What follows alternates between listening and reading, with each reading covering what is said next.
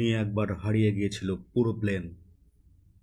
2014 সালের 8 মার্চ 239 জন যাত্রী ও ক্রু নিয়ে কুয়ালালামপুর থেকে বেজিংয়ের উদ্দেশ্যে উড়াল দেয় মালয়েশিয়ান এয়ারলাইন্সের ফ্লাইট MH370।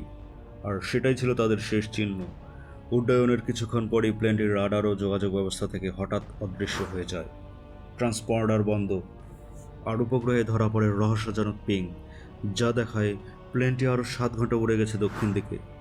এরপর শুরু হয় ইতিহাসের সবচেয়ে জটিল অনুসন্ধান, যার মধ্যে উঠে আসে পাইলটের আত্মহত্যার থিওরি, সাইবার হাইজ্যাক, সামরিক ষড়যন্ত্র, এমনকি ব্ল্যাক হোল বা টাইম ট্রাভেলের মতো অপ্রমাণিত দাবিও।